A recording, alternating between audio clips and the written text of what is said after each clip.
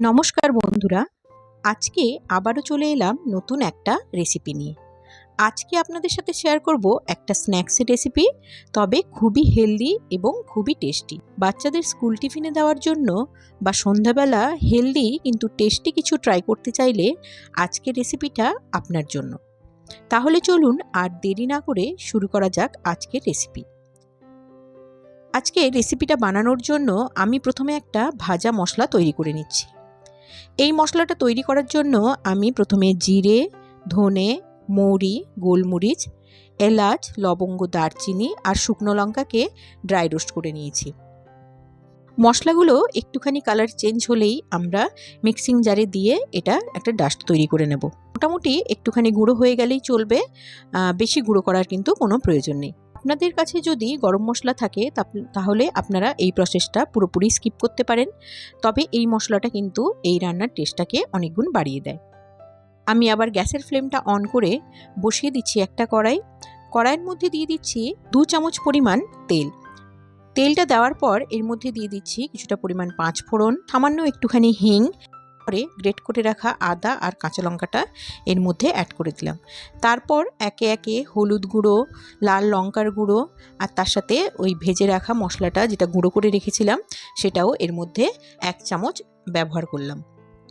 এরপরে মশলাগুলোকে ভালো করে ভেজে নিয়ে এর মধ্যে দিয়ে দিচ্ছি হাফ বাটি পরিমাণ বিটরুটটাকেও আমি গ্রেট করে রেখেছিলাম।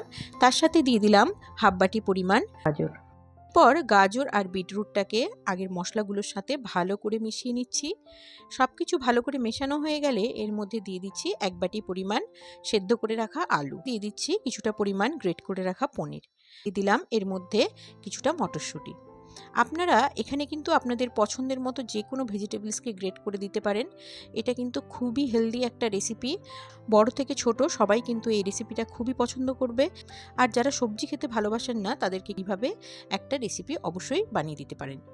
এরপর কিছুটা দিয়ে দিলাম ধনেপাতা কুচি, তারপর দিয়ে দিলাম পরিমাণ মতো নুন আর কিছুটা পরিমাণ দিয়ে দিলাম ব্রেড ক্রাম্বস। এখন সব কিছু ভালো করে আমি মিশিয়ে নিচ্ছি। এটাকে আমি একটা থালার মধ্যে নামিয়ে নিচ্ছি। তারপর এটাকে কিছুক্ষণ রেখে দেবো, প্রায় 5 মিনিট মতো এটাকে ঠান্ডা হতে দেব। সামান্য একটুখানি ঠান্ডা হলেই এখন এটাকে আমরা কি করব, ছোট ছোট বড়ার আকার দিয়ে দেব। দেখুন এইভাবে কিন্তু আমি সব কটা তৈরি করে নিয়েছি। এবার একটা প্যানের মধ্যে দিয়ে দিচ্ছি কিছুটা পরিমাণ তেল, খুবই সামান্য পরিমাণে কিন্তু তেল লাগবে শুধুমাত্র বড়াগুলো সেঁকে নেওয়ার জন্য। আপনারা চাইলে এটা মাইক্রো ওভেনেও বেক করতে পারেন বা এয়ার ফ্রায়ারে দিয়েও এটাকে বেক করে নিতে পারেন। এরপর তেলটা গরম হয়ে গেলে এগুলো একে একে করে অ্যাড করে দিচ্ছি। প্রায় 2 মিনিট মতো এপিট ওপিট ভেজে নিলেই তৈরি হয়ে যাবে আমাদের হেলদি এবং টেস্টি বিটরুট টিক্কির এই রেসিপি। আজকের রেসিপিটা আপনাদের কেমন লাগলো অবশ্যই কমেন্ট করে জানান, আর ভালো লাগলে অবশ্যই লাইক এবং শেয়ার করে দিন। এরকম আরও নতুন নতুন রেসিপির জন্য আমার চ্যানেলটিকে সাবস্ক্রাইব করে পাশে থাকুন। নমস্কার।